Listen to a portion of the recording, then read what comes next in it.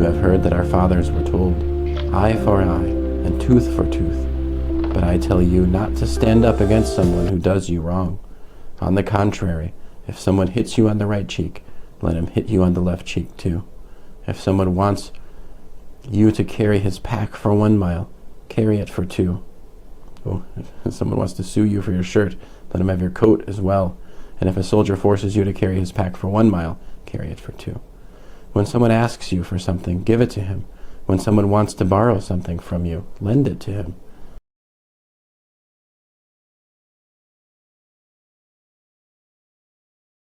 Then some Parushim and Torah teachers from Yerushalayim came to Yeshua and asked him, why is it that your Talmudim break the tradition of the elders? They don't do a natilat yadayim before they eat. He answered, indeed, why do you break the command of God by your tradition? For God said, honor your father and mother, and anyone who curses his father or mother must be put to death.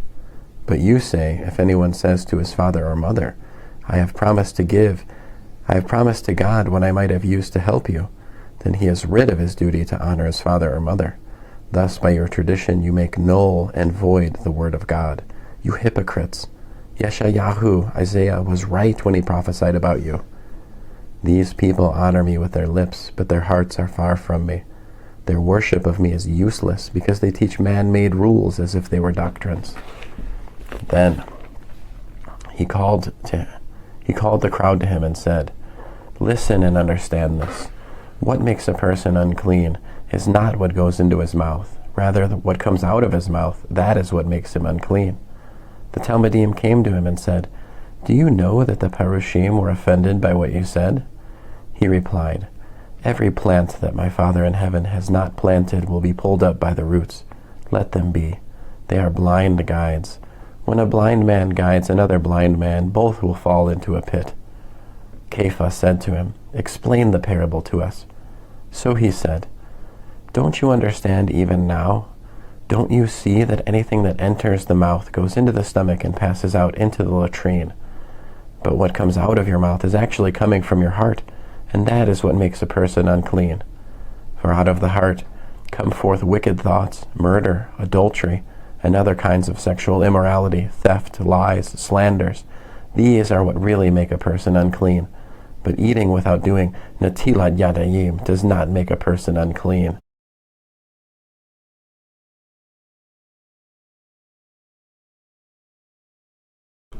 The Parushim and some of the Torah teachers who had come from Yerushalayim gathered together with Yeshua and saw that some of his Talmudim ate with ritually unclean hands, that is, without doing a natilat yadayim. For the Parushim, and indeed all the Judeans holding fast to the tradition of the elders, do not eat unless they have given their hands a ceremonial washing.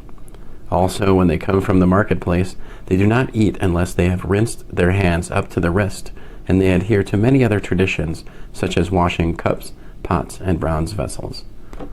The Parushim and the Torah teachers asked him, why don't your Talmudim live in accordance with the tradition of the elders, but instead eat with ritually unclean hands?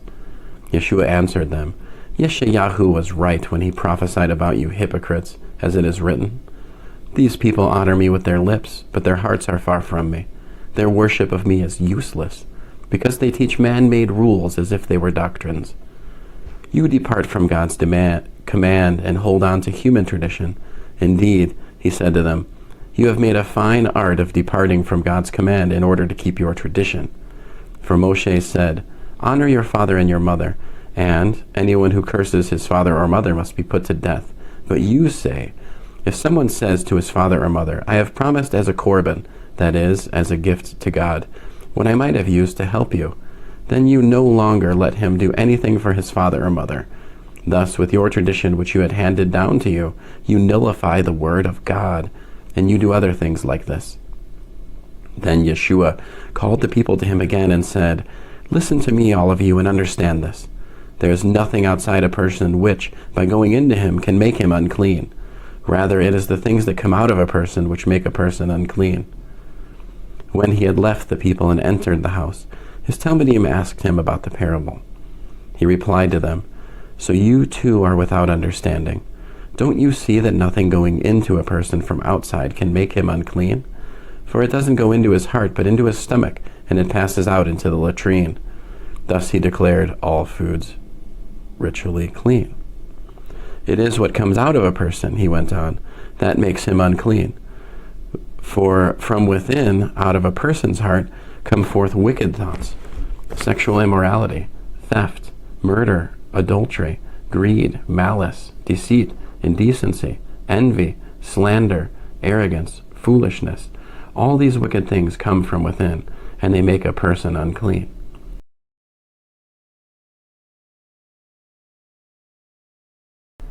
Shaul looked straight at them and said, "Brothers, I have been discharging my obligations to God with a perfectly clear conscience right up until today." But the Kohen Hagadol Hananiah ordered those standing near him to strike him on the mouth. Then Shaul said to him, "God will strike you, you whitewashed wall. Will you sit there judging me according to the Torah, yet in violation of the Torah order me to be struck?" The men nearby said, "This is the Kohen Hagadol of God that you're insulting." Shaul said, "I didn't know, brothers, that he was the Kohen Hagadol, for it says in the Torah, 'You're not to speak disparagingly of a ruler of the people, of your people.' But knowing that one part of the Sanhedrin consisted of Saddukim and the other of Parushim, Shaul shouted, 'Brothers, I myself am a Parush and the son of a Parushim, and it is concerning the hope of the resurrection of the dead that I am being tried.' When he said this, an argument arose between the Parushim and the Saddukim, and the crowd was divided. For the Saddukim denied the resurrection and the existence of angels and spirits, whereas the Parushim acknowledged both. So there was a great uproar, with some of the Torah teachers who were on the side of the Parushim standing up and joining in. 'We don't find anything wrong with this man, and if a spirit or an angel spoke to him, what of it?' The dispute became so violent that the commander, fearing that Shaul would be torn apart by them, ordered the soldiers to go down, take him by force, and bring him back into the barracks. The following night the Lord stood by him and said, 'Take courage, for just as you have borne a faithful witness to me in Jerusalem, so now you must bear witness in Rome.'"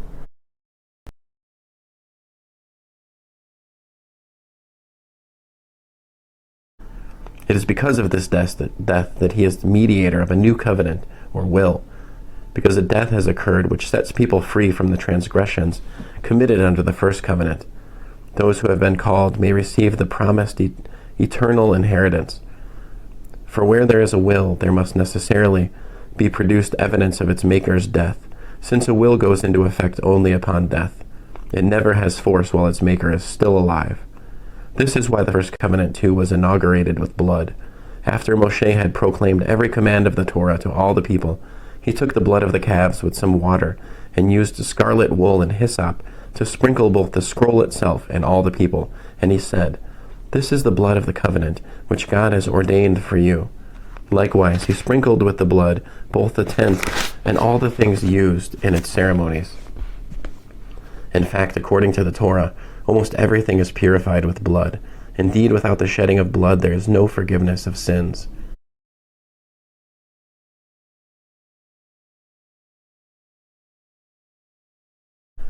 Someone who disregards the Torah of Moshe is put to death without mercy on the word of 2 or 3 witnesses.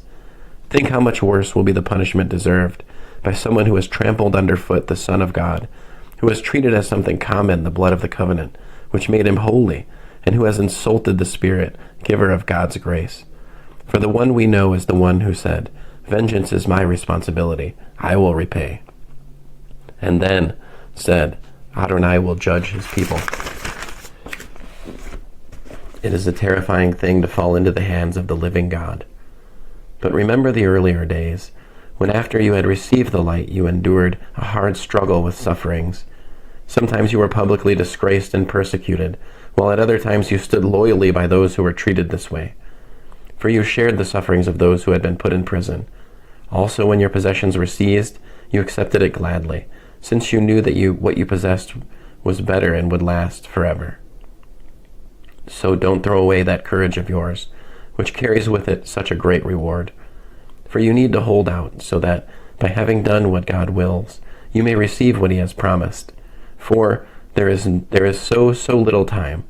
The one coming will indeed come. He will not delay. But the person who is righteous will live his life by trusting, and if he shrinks back, I will not be pleased with him. However, we are not the kind who shrink back and are destroyed. On the contrary, we keep trusting and thus preserve our lives.